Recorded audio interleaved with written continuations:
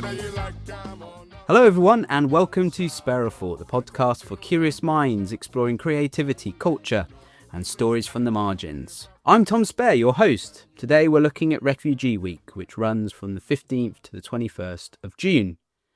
This year's theme is courage. The word courage comes from Latin cor, meaning heart. Courage isn't abstract for refugees. It's a daily reality, the courage to face an unknown journey, to learn a new language, to navigate unfamiliar countries and their systems, to wake up in an uncertain world and keep going. The scale of forced displacement in the world today is staggering. According to the UN Refugee Agency's latest Global Trends report published this month, there are currently 117.8 million people forcibly displaced worldwide. That's more than 1 in 70 people living on planet Earth. Among them, 41.6 million people are refugees, 9 million asylum seekers, and 68.7 million people are displaced within their own countries, driven out by conflict, persecution, violence, and climate change. And yet, even in those numbers, there are signs of hope. In 2025, more displaced people returned home than at any point in the last decade, nearly 15 million people, the largest wave of returns that the UN has ever recorded. Courage, it seems, includes the courage to go back. This episode brings together voices and conversations from 3 episodes of Sparrowfort that have stayed with me, each one approaching the theme of refugees from a different angle. I wanted to put this episode together in light of the unrest in Belfast, where white residents were targeting people of colour, immigrants and migrants in their communities. On the news, we saw images of burned out cars, gangs of people going from door to door. And in the US, we've seen immigration authorities, ICE, abducting American citizens off the streets, throwing them into vans and deporting them. The language and imagery we use about immigrants, migrants and immigration more generally incredibly charged. And today I wanted to provide a different kind of perspective, one that tells the story of what barriers refugees face, how complicated the asylum process is in the UK, the lengths refugees go to escape conflict and persecution, how refugees reshape the cities they live in, the care that goes into them in protecting them. And we'll take you back to one of the oldest refugee stories in our lexicon. You'll hear from Dr. Samantha James, an NHS doctor who volunteered with German charity Sea-Watch, rescuing refugees in distress in the Mediterranean. It's a conversation about what drives someone to act to help people and what they see and how they can help. Professor Karen Jacobsen is the Henry J. Lear Professor of Global Migration in the Fletcher School at Tufts University. Her book, Host Cities, explores how refugees don't just survive in urban spaces that receive them, but they bring so much with them as well. You'll also hear from 3 chaplains from Cardiff University, Reverend Delyth Liddell, Reverend Joe Smith, and Father John Patrick Thomas, the Methodist, Anglican and Catholic chaplains from last year's Christmas special. I explored one of the oldest refugee stories we have, the flight of Mary, Joseph and the infant Jesus to Egypt, fleeing Herod's violence. The first voice you'll hear from after mine will be Rosa Brown from the Welsh Refugee Council, who tells us about the moral purpose behind the council. Clips from all of these episodes have been selected by Leonora Cartman. So let's spare a thought for Refugee Week. For us at the Welsh Refugee Council, this question of the moral imperative behind our work is a pretty simple one. So when someone turns up at your door in need, you help. Now, that's not because you're a saint, and it's certainly not because you have all the answers, but you help because you can recognize yourself in them, and you recognize that their fear could be your fear, which also means that, that their hope could be your hope too. And I was lucky enough to attend an event in Swansea that was celebrating Ukrainian communities in Wales, and someone shared a story that really stuck with me. Now, they said that the first time that they truly felt safe in Wales was when a stranger smiled at them on the street. Now, this might not sound like a huge gesture to lots of us. I am literally talking about someone smiling at someone else. But this person said that in that one moment, they felt really welcomed by another human being. And it really reminded me that, when we talk about welcome, we're not just talking about policy and politics. Those things have those kind of role to play, of course, but we're also talking about the small daily acts that we can all do to show up for each other and really say, you belong here. And one of the great things about here in Wales is that we've got a real deep history of doing exactly this. And this goes back, from the kinder transport children who found safety here during the war to the communities who continue to step forward today. And lots of us might ask ourselves, what would I have done back then? Like, what role would have I played to help? Maybe a different question we could be asking is, what can I do now for the people who are still out there looking for safety today? Lots of people listening probably don't realise that there have been over 200 changes from the UK government to asylum rules just in the space of the last 10 years.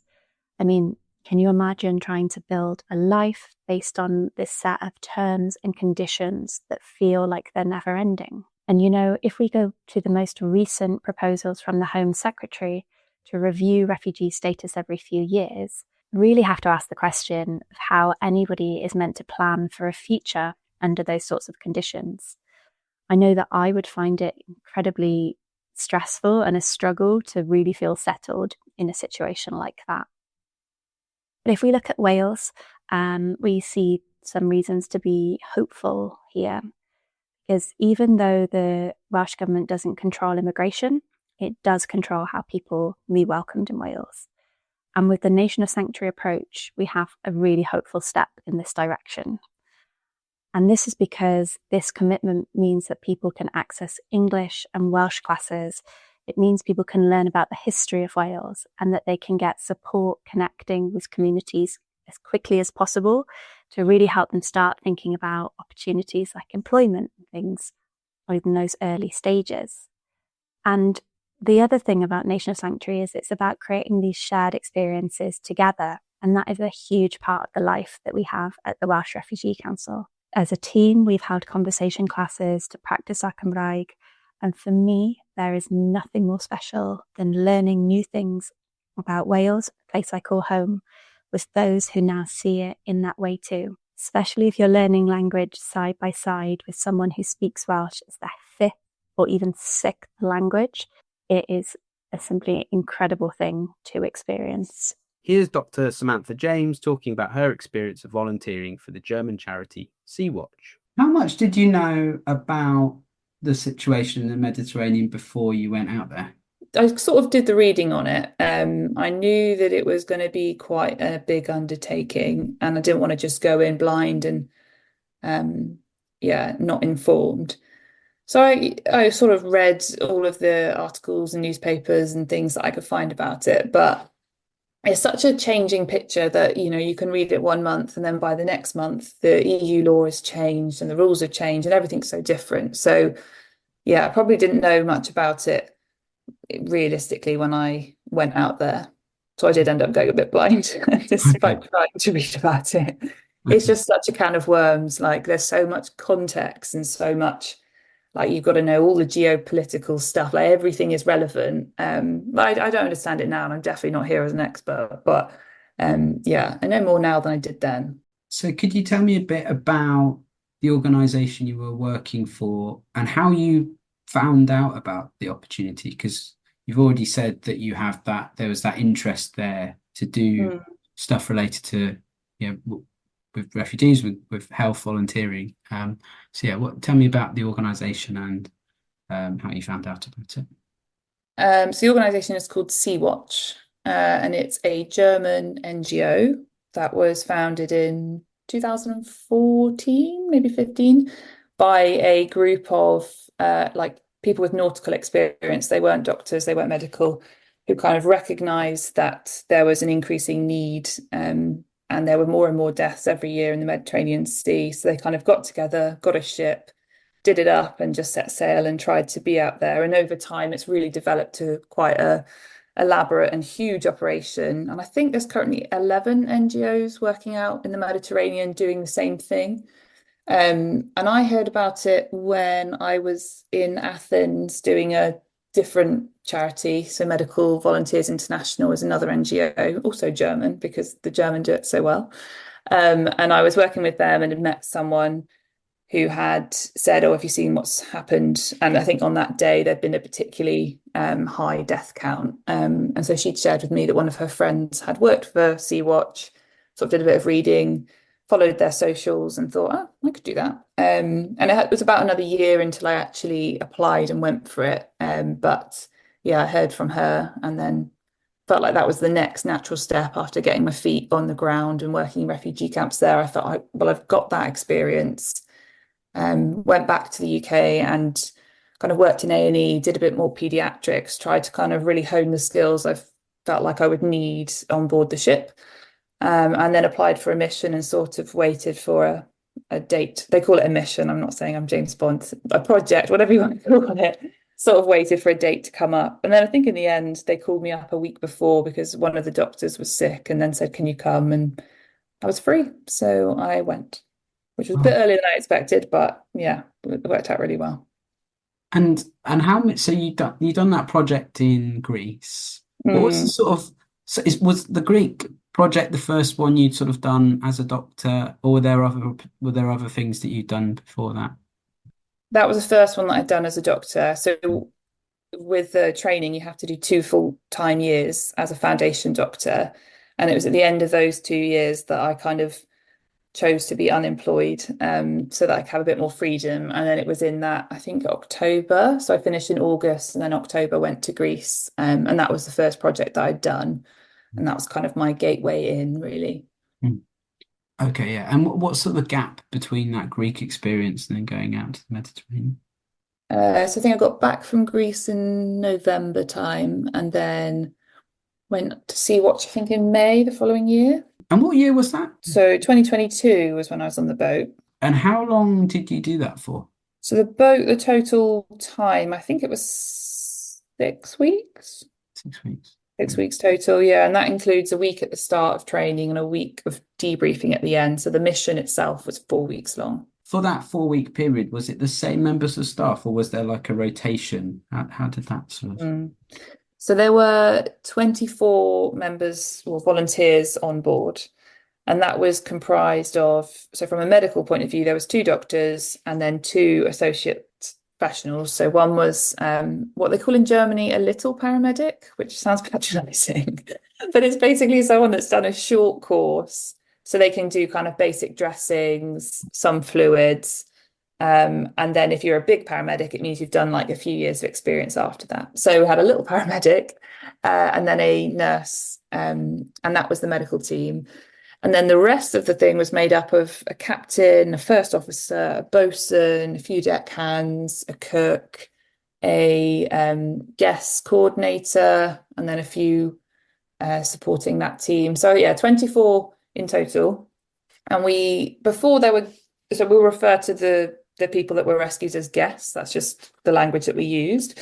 So before the guests were on board, we would work on the clock. It's what they call it, the ship clock, I think they called it. So it's a 24-hour clock, and you were assigned 4 hours in every 12-hour cycle. So I had the honour of being awake from midnight to 4 a.m. and then midday to 4 p.m. And it's during those 4 hours that I would be up on the top of the deck with the binoculars, searching the horizon, looking for boats, checking the alarm phone. And so, yeah, you kind of just carried on doing that in a 12-hour cycle so that the deck was always covered and things like that. But at the time, it was Sea-Watch 3. So I think they're up to Sea-Watch 5 now. They've kind of upgraded the boat as the years have gone on. And that was an old fishing trawler boat that had been repurposed, essentially. So we had little cabins. So me and the other Dr. Heidi shared a cabin. So we were in bunk beds. And yeah, it was very, very small. I'm very, very tall, 6'1". It is quite a small bed, but yeah, it was nice. The first kind of couple of weeks was about getting to know each other and like learning to trust one another. And so we really did a lot of team bonding. So every day we'd have breakfast together, and then we'd clean the ship together, which the novelty never wore off, even after 6 weeks. I had so much fun kind of shining up all of the parts of the ship. And yeah, it was it was fine. I mean, the conditions that we had compared to what the guests had were very, very different, which always sort of bothered me, but I understand why it had to be like that. So we had beds and cabins, but when the guests came on board, they just had the deck, and we would give everyone a blanket and some water, and that's kind of all we were able to offer. So they would be exposed on the outside, and we were inside in cabins. So that always bothered me, but it was sort of necessary, really, because we were awake for kind of 22 hours a day by the end of it. So yeah, the conditions were absolutely fine. We were very lucky that we had a volunteer chef on board.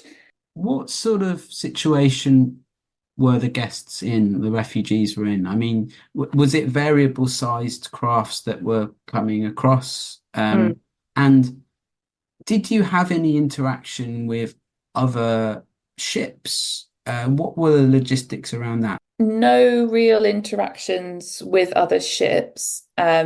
So the middle of the Mediterranean Sea is just like horizon and horizon everywhere you look. It's not like there are big cargo ships or anything really passing by. So other than the difficult interactions with the so-called Libyan Coast Guard, we didn't come into contact with any other kind of cargo ships or anything like that. And the boats, yeah, they really did vary in size. And again, every mission has a different experience. So for us, we spent, I think it was 5 or 6 days with nothing. We couldn't see any boats. We couldn't get any signals on the alarm phone. And we got to a point where we thought maybe there wasn't going to be anyone during the time that we were out there. But the weather was really good, and we knew that there was going to be a good few days, which obviously is the determining factor for a lot of people, is the weather report. So we did all of our rescues in a 24-hour period, and we had 7 different rescues. I think the smallest boat that we had was 11 people, and the largest boat was 106. And these boats completely vary in what they're made of. So they can be fiberglass, wooden, rubber dinghies, like literally made of plastic. And yeah, they really, none of them are seaworthy. So the kind of rules is that we don't just rescue any boat that we see. We rescue any boat which looks unseaworthy if people are in distress. But by definition, all of these boats that the smugglers put them into are not seaworthy. They don't have food, water, shelter, enough petrol to get them to Europe. So they're sort of never going to get there without any help. So yeah, our rescues really varied in size, and the like composition of people also varied. So on some of the boats, you had a lot of women and some small children, and in other boats, it was just completely all young men. And it was just sort of determined where they were coming from. So most of them, I think, if not all of ours, came from Libya, and were sort of moving in groups with other people from the same country because they spoke the same language and things like that. So yeah, it was so variable. But then you speak to someone else who'd been on a next mission, and they might have had just one boat that had 50 people in it. It's just so variable what you can get, and that's part of the challenge, is you can't really plan how many people you're going to have. And yeah, when it's time to rescue, it's time to rescue. So that 24-hour period, none of us slept, because we've all got different places on the boat during the rescue, and you all have to be there. So you just finish doing one boat, you're just going down for a nap, and then the walkie-talkies go off again, time to rescue, and then you're back up again. So it was a bit wild, that 24 hours. But yeah, crazy. Wow. Okay. I just can't. Did you say 150 people? 150, yeah. On one. Wow, okay. And they And are what? they're quite big wooden type boats. Right. Okay. Yeah. And did that have an engine, like, or what? What was that? Yeah. So they had engines, and what was often the case is they had kind of jerry cans full of petrol that they Right. would put in the middle.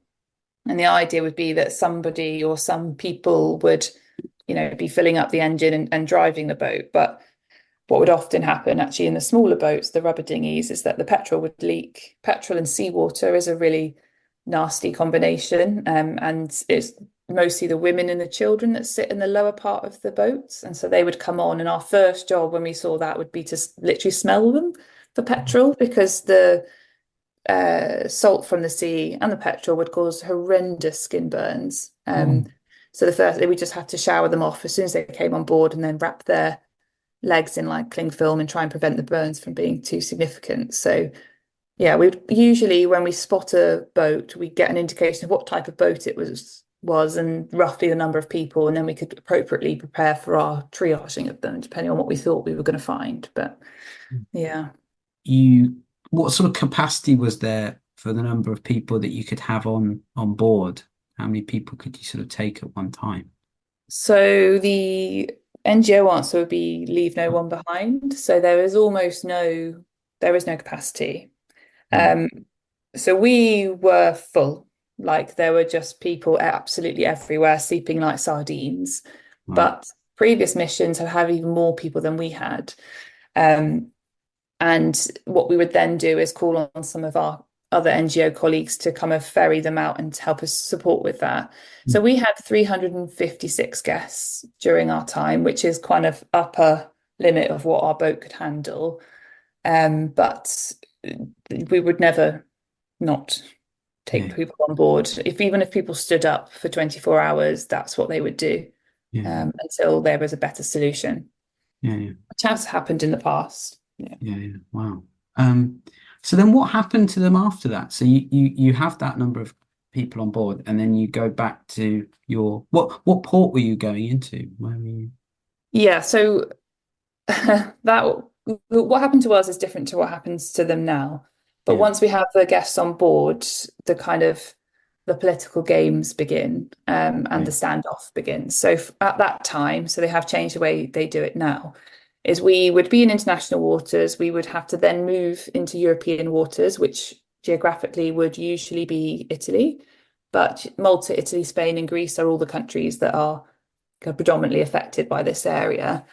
And then we will say to the EU, we have X number of children, X number of unaccompanied minors, women. These are the medical conditions we have. We need a port of safety. Then they'll say no.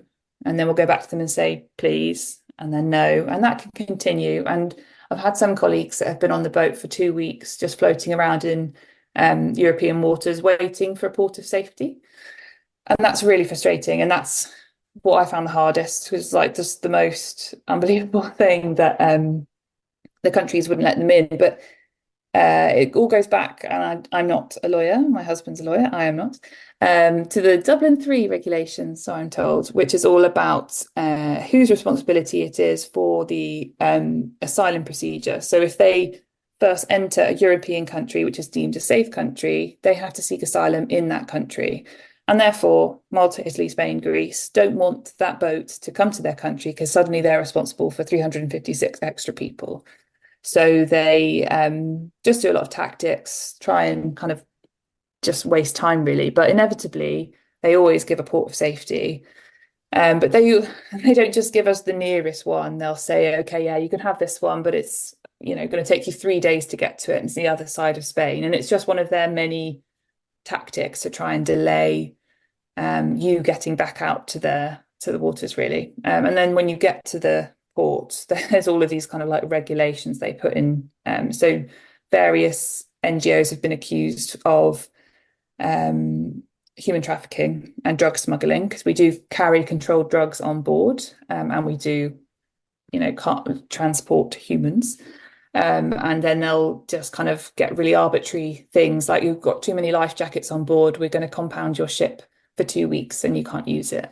So that's lots of the tactics that we see. And we can't just, so some people were like, oh, why don't you just go into whatever port? But there famously, I can't remember when it was or what her name is, but there was one captain of the ship who got kind of sick and tired of waiting, and had a boat full of people that kind of needed medical assistance, needed food, needed to begin their asylum process. And so she just went into a port and docked up, and then she was arrested.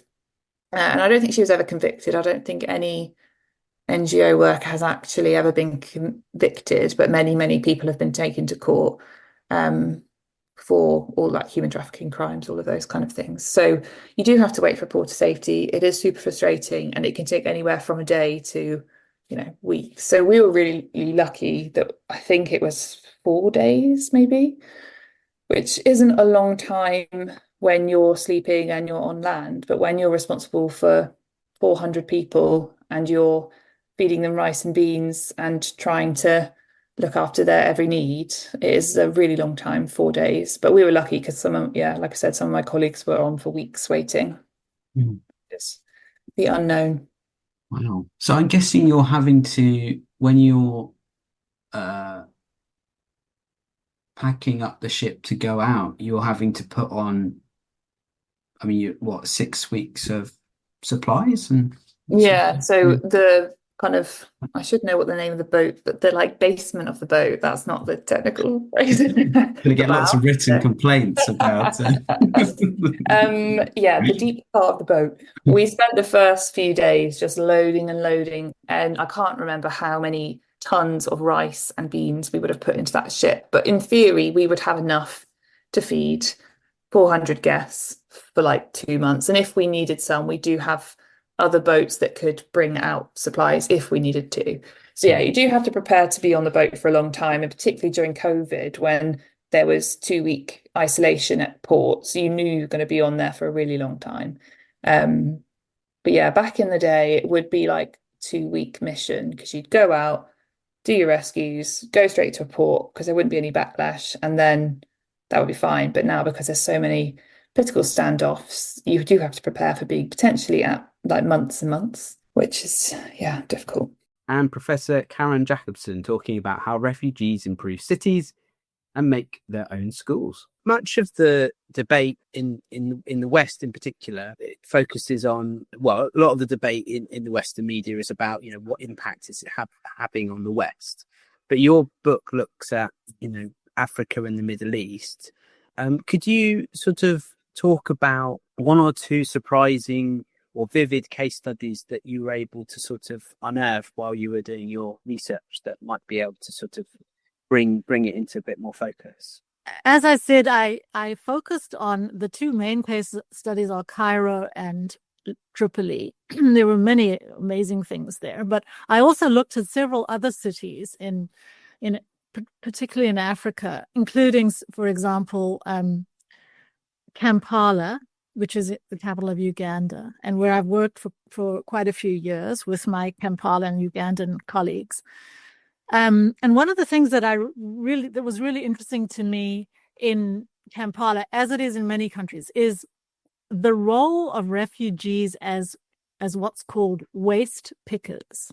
So I'm really interested in environmental impact of not only of refugees and migrants, but how cities handle their environmental problems. And one of the biggest problems cities have, especially in in countries like in Africa and Middle East and so forth, but actually all over the world, one of the biggest problems is how to deal with waste. And so I'm really interested in waste removal and waste disposal systems. And in many African cities and in many cities, one of the issues is that waste disposal is not well handled. Landfills are overfull. We saw this in Tripoli, where there's a huge mountain called the Brown, just Brown Mountain, which is basically a very overfilled landfill and which keeps toppling over and exploding and doing all these things. And so cities don't have a place. They can't deal with their garbage, and they certainly aren't able to recycle things. So what we have emerging in many cities across the world is this sort of core of people that are referred to as waste pickers. And these are people that go around the city and just pick up things that that rich people throw away, and they basically recycle them. So and a wonderful study was done of waste pickers in Tripoli by an anthropologist that I cite in the book, who looked at how refugees and migrants, including children, are just acting as waste pickers and going around and salvaging, scrap iron and other things that they're taking to scrap dealers who then move it on. And so they're serving a purpose in these cities of gathering up recyclable materials, reducing the stuff that goes into landfills. And actually they go to landfills as well. I have a photo in my book of people going to landfills and digging out stuff and that can be recycled. And so this is one service that refugees and migrants are providing to the city because they are forced into the informal economy. And this is a way for them to get jobs. And it's providing a real service to the city. So I think it's really interesting to think about how, cities have massive problems related to services. One of them is in trash removal, but another is things like health services. And again, many refugees come and are nurses or doctors, and so they bring that. But then there's also, the problem of schools. And so another example is how, again in Tripoli, but it actually happens in most cities.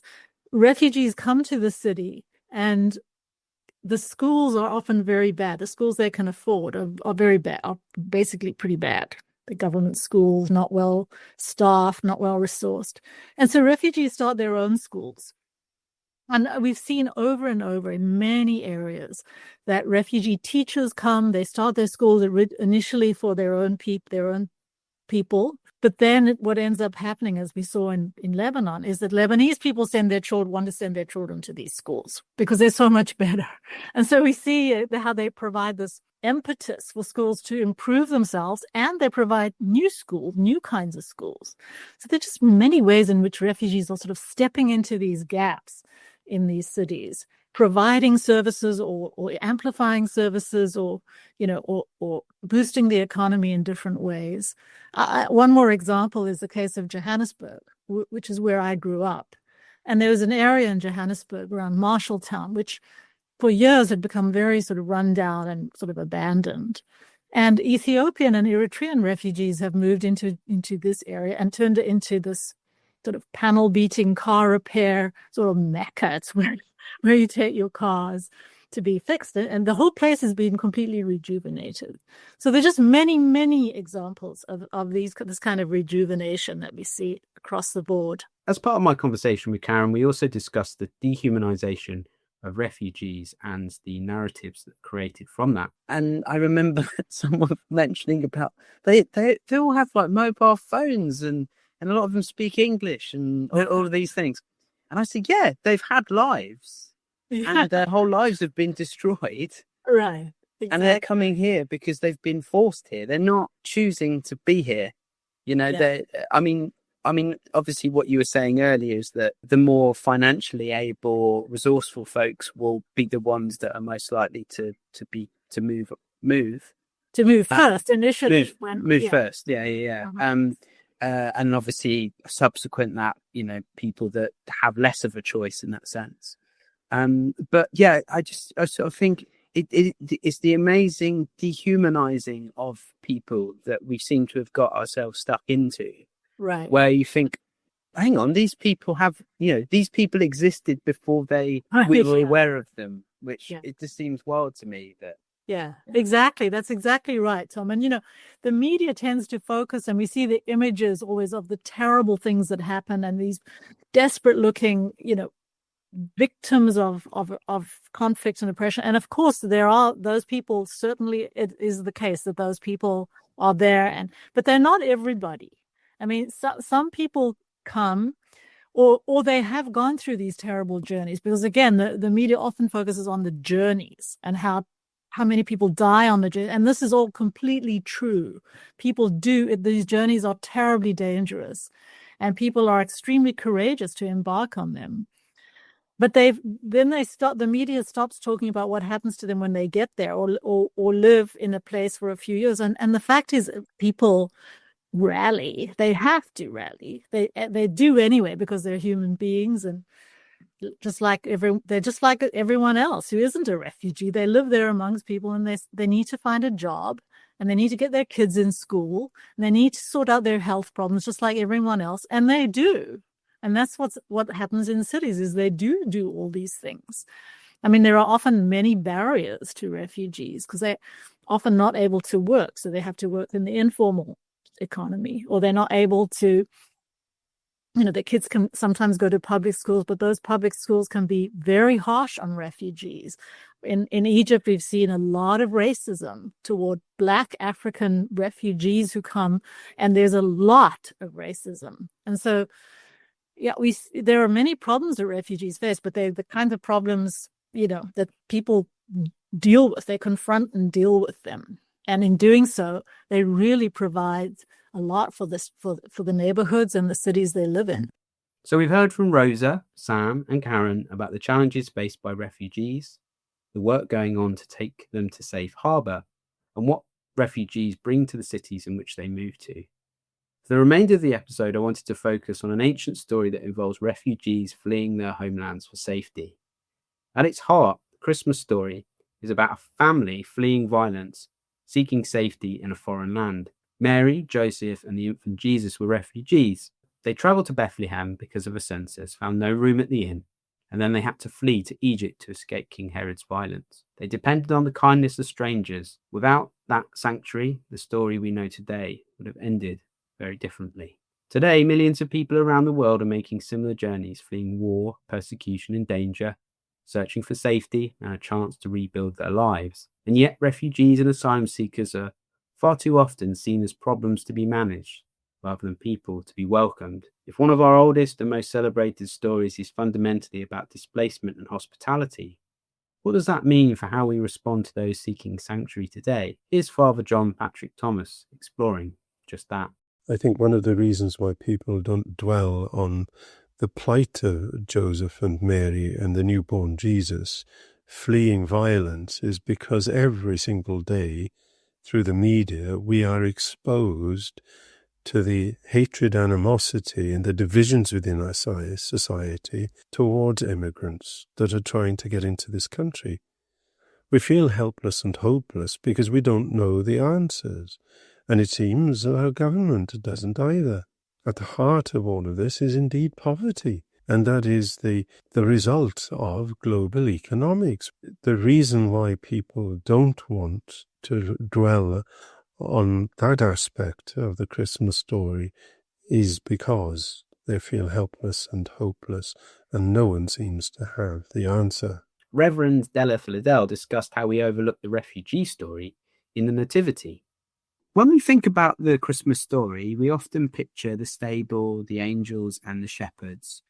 But at its heart, this is a story about a family who couldn't find shelter and then had to flee their home to escape violence. Why do you think we sometimes overlook this part of the story?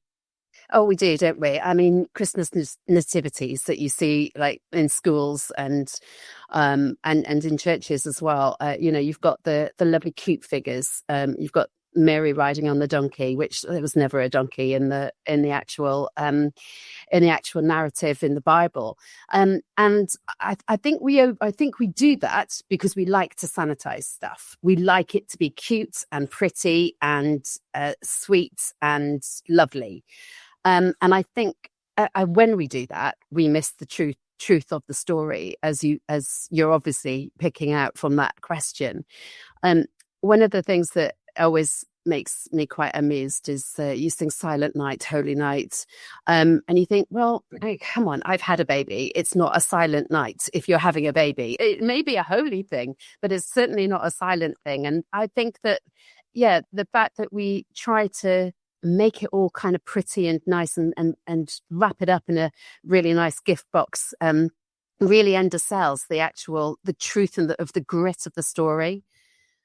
I mean, just taking the fact that we have a donkey in every nativity has a donkey in it, and it's never mentioned how Mary and Joseph made their journey, the 95 miles or so that it was from Nazareth to Bethlehem.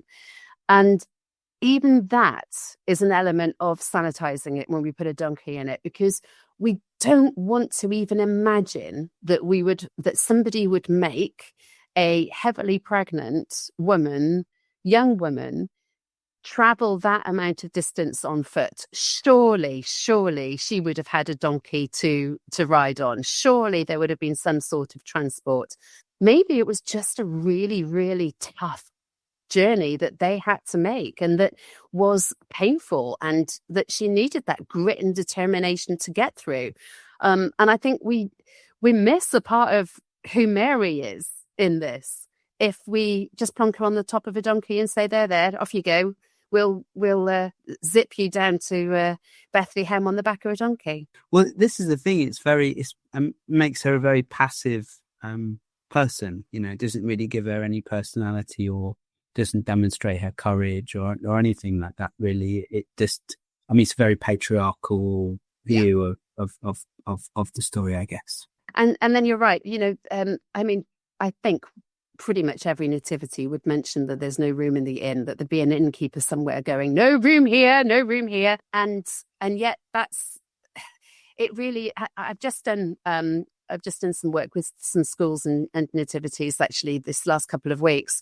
And I think one of the things that I learnt from going into schools was that there are children within our inner city schools here in Cardiff and throughout the country where we have children who have made difficult journeys, whether be they refugees or asylum seekers or just simply economic migrants from countries to get to the UK. They understand what it is to have to make that long journey and to start somewhere afresh and anew. And what I've been impressed with the schools actually is that they're not shying away from that aspect of it. They are saying that there has been a long journey and there is no room at the inn. That sense of, people who do come to our country may find hospitality and welcome, but they may equally find racism and exclusion and find it very difficult to settle into a new community, a new school, a new environment, a new town. And I think that, again, that the actually having this nativity story in schools is actually showing people that is something that the Holy Family faced and were had to deal with, and that can give us strength to deal with the kind of problems and issues that we have in our own lives. And Reverend Joe Smith explains how hospitality and welcome sits at the heart of the Christmas story. Obviously, there's lots of hospitality involved in the Christmas story across the two Gospels where we find it. There's a lot of relying on other people for their generosity.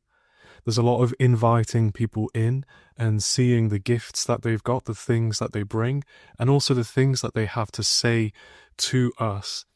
There's a lot of people appearing unexpectedly, and there's and welcoming those people and not rejecting them and hearing the story that they've got to tell. But I think the whole gospel message, the whole message of the Bible even, is to do with welcoming refugees, welcoming strangers, about not setting up an us and them divide, about being friendly and hospitable to the people who cross our paths, who are in need of our help. When asked what was the most important law in the Bible, Jesus said the most important commandment is this: love the Lord your God with all your heart, soul, mind and strength, and love your neighbour as yourself. And when he was asked who that means, who is my neighbour, he tells the story of the Good Samaritan, with which I'm sure we're quite familiar. But it's this story of finding friendship and neighbourliness in the most unexpected of places, as somebody receives that hospitality, that care and that love from somebody who they considered their enemy. Turns out they were their neighbour, and that was the person who they were to show love to. And it's quite easy to see how refugees and asylum seekers in our media landscape are painted as our enemy. They're painted as the one who is taking everything that is yours, which is simply not true. But the story of the Bible points us in the direction that we should love those people. We shouldn't be tricked into hating them because they're people made in the image of God, people in need of help, people in need of security, people in need of friendship, and people in need of love. Before finishing up today, I wanted to end with Dr. Samantha James reading a poem called Home by Worcestershire, which perfectly encapsulates both the themes of this episode, Refugee Week, and the theme of the week itself, courage. So here's Sam first introducing the poem and then reading it. I do want to add, I think that everybody should read a poem by Warsan Shire. I don't know if you've ever come across this poem. So she is a lady born in Kenya. She's British Somali heritage, raised in the UK, who's done loads and loads of work with refugees and kind of spends time with them, hears their story, and then writes really amazing poems about their experience. And I don't know if you've ever heard the quote, whether I'm in an echo chamber, but you have to understand that no one puts their children in a boat unless the water is safer than the land. So that's from her poem. And it's a really, really long poem. And it's like, yeah, I find it very emotional, but that's obviously based on my experience. But she writes so beautifully about why people flee their homes and why people are refugees. Like, nobody wakes up and decides they want to be that. There is a reason these people are on the journey they're on. And she writes a really beautiful poem about it that is much more articulate than me, and it really summarizes and shares the experience of refugees. No one leaves home unless home is the mouth of a shark. You only run for the border when you see the whole city running as well, your neighbours running faster than you. Breath bloody in their throats, the boy you went to school with, who kissed you dizzy behind the old tin factory, is holding a gun bigger than his body. You only leave home when home won't let you stay. No one leaves home unless home chases you, fire under feet, hot blood in your belly. It's not something you ever thought of doing until the blade burnt threats into your neck. And even then you carried the anthem under your breath, only tearing up your passport in an airport toilet, sobbing as each mouthful of paper made it clear that you won't be going back. You have to understand that no one puts their children in a boat unless the water is safer than the land. Thank you for listening to Spare a Thought for Refugee Week. My thanks to Rosa, Sam, Karen, Delyth, Joe and John for being such generous guests on the show. If these conversations have moved you, I'd encourage you to look up the organisations mentioned across these episodes. Sea-Watch, the Welsh Refugee Council, and the works of scholars like Karen Jacobsen, whose book Host Cities is well worth your time. The links to all of these are in the show notes. Refugee Week runs from the 15th to the 21st of June. There are events happening across the UK. You can find out what's happening near you at refugeeweek.org.uk. If you've enjoyed this episode, please rate, review, subscribe and share. Your support amplifies the show to reach new audiences. The theme song for this episode is Young Shall Grow by Afrocluster Magugu and Asha Jane. This episode was edited, produced and presented by me, Tom Spare. Clips were selected by Leonora Cartman. Spare a Thought is a Be the Change Media Network production. Thanks for listening. Young shall grow, better fill them with love. Then them go know, in this life you don't give up. Even when you know, if you fall, get back up. Young shall grow, whether you like them or not. Young shall grow, better fill them with love. Then them go know, in this life you don't give up. Even when you know.